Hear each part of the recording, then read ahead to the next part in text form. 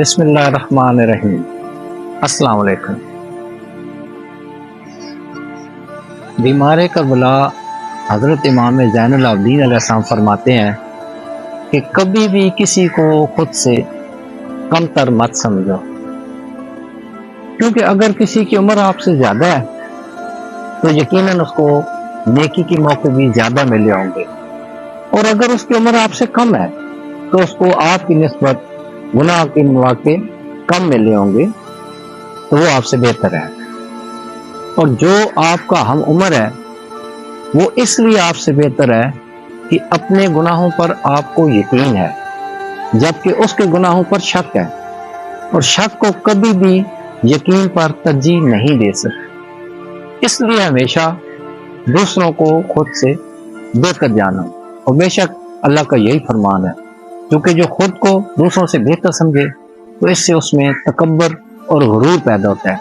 تکبر صرف اور صرف اللہ کی ذات کے لیے ہے، انسان کو اس میں ذرا برابر بھی اجازت نہیں ہے۔ اللہ تعالیٰ فرماتا ہے کہ میں اس کو جنت کی خوشبو تک نہیں سونگنے دوں گا جس میں رائی برابر بھی غرور ہے۔ اور آخر میں امام زین العابدین علیہ السلام کی ایک دعائیہ کلمات پہ میں اپنی بات ختم کروں گا۔ امام زین العابدین علیہ السلام فرماتے ہیں کہ اللہ، یہ تو تیرا حکم ہے کہ میں تیرے آگے دعا کے لیے ہاتھ بلند کرتا ہوں، ورنہ میں کون ہوتا ہوں تجھے مشورہ دینے والا کہ میرے لیے کیا بہتر ہے۔ کتنی خوبصورت الفاظ ہیں۔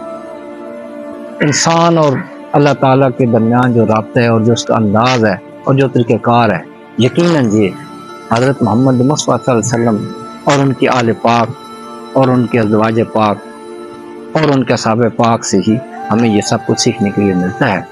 تو ہمیں ان پاک ہستیوں کی زندگی کا مطالعہ کرتے رہنا چاہیے تاکہ ہم کبھی غرور میں مبتلا نہ ہوں، ہم گناہوں سے بچیں، ہم پیار، محبت، اتفاق اور اتحاد سے رہنے کی کوشش کریں۔